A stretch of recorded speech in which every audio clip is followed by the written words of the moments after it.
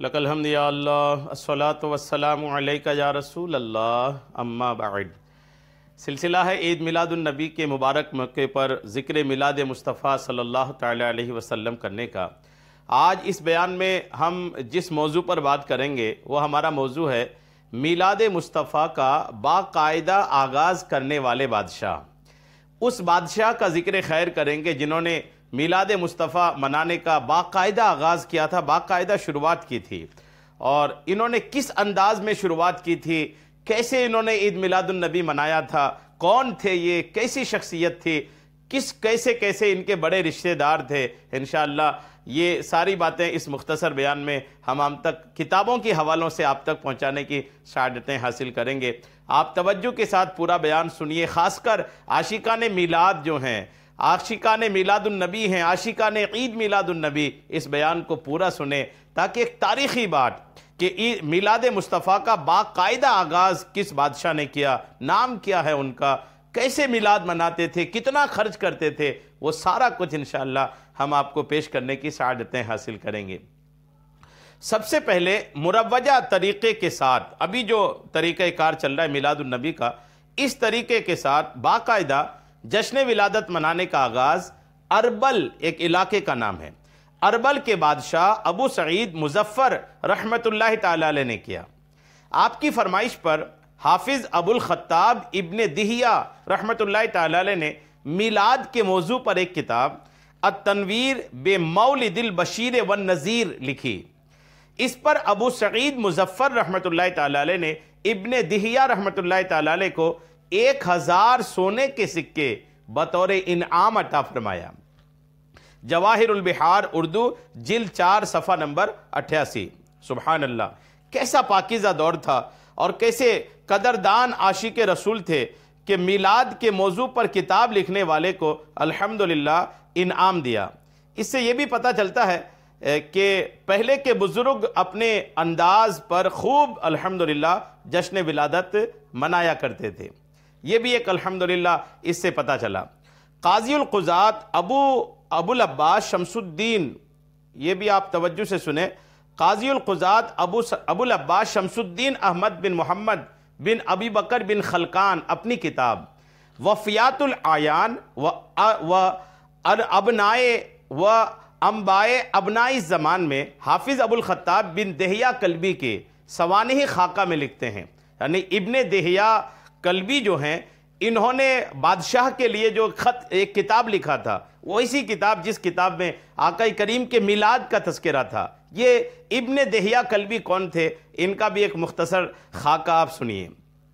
لکھتے ہیں کہ ان کا شمار بلند پایہ علماء اور مشہور محققین میں ہوتا تھا۔ وہ مراکش سے شام اور عراق کی سیاحت کے لیے روانہ ہوئے۔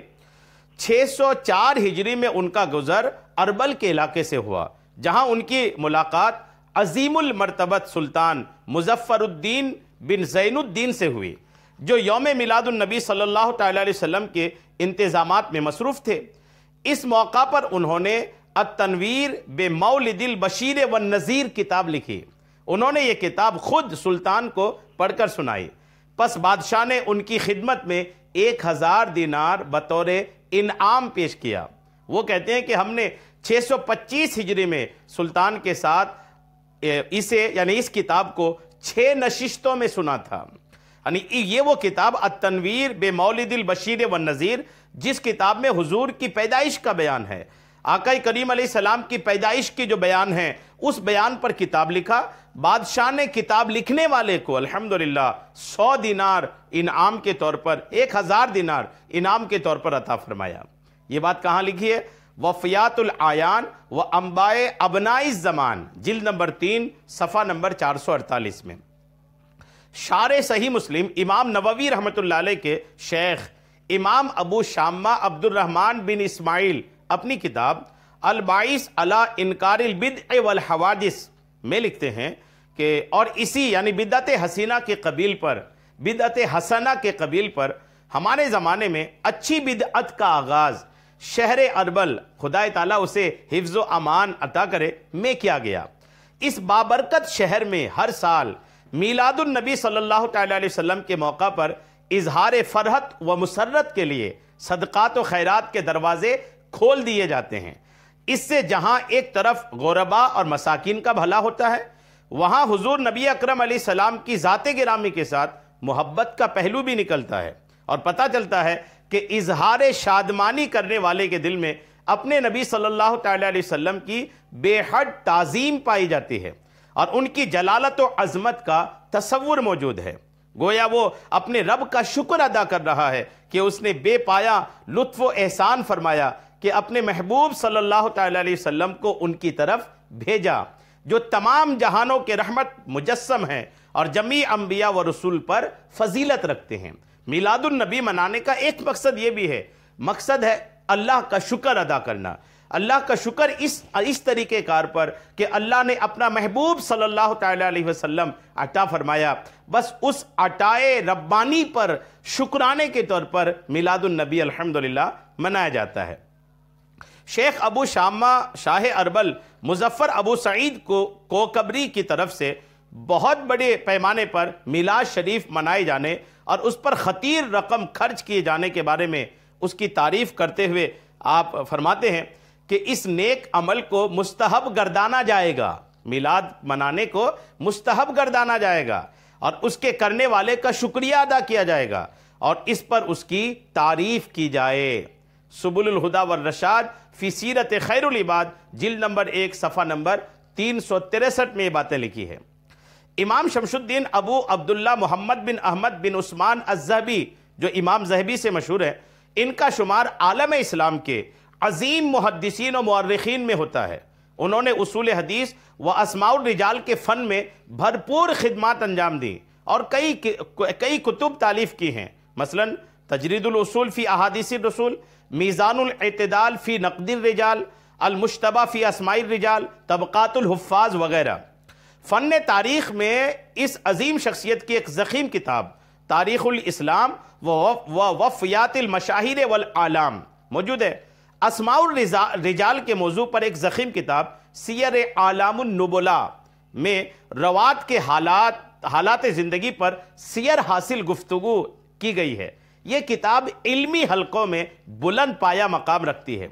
امام ذہبی نے اس کتاب میں سلطان صلاح الدین ایوبی رحمۃ اللہ علیہ کے بہنوئی، جی ہاں، سلطان کی حقیقی ہمشیرہ ربیہ خاتون ملک ابو سعید المظفر کے عقد میں تھی، اور اربل کے بادشاہ سلطان مظفر الدین ابو سعید کوکبری کے بارے میں تفصیل سے لکھا ہے اور ان کی بہت تعریف و تحسین کی ہے۔ بادشاہ ابو سعید کوکبری بہت زیادہ صدقہ و خیرات کرنے والے اور مہمان نواز تھے۔ انہوں نے دائمی بیماروں اور اندھوں کے لیے 4 مسکن تعمیر کروائے، اور ہر پیر و جمعرات کو ان سے ملاقات اور دریافت احوال کے لیے جاتے۔ اسی طرح خواتین، یتیموں اور لاوارث بچوں کے لیے الگ الگ گھر تعمیر کروائے تھے۔ وہ بیماروں کی عیادت کے لیے باقاعدگی سے ہسپتال جاتے تھے۔ احناف و شوافے کے لیے الگ الگ مدارس بنوائے اور صوفیاء کے لیے خانقاہیں تعمیر کروائی تھی۔ امام ذہبی لکھتے ہیں کہ وہ بادشاہ سنی العقیدہ، نیک دل اور متقی تھا۔ انہوں نے یہ واقعہ اپنی 2 کتب سیر اعلام النبلاء اور تاریخ الاسلام و وفیات المشاہیر والعالم میں بالتفصیل درج کیا ہے۔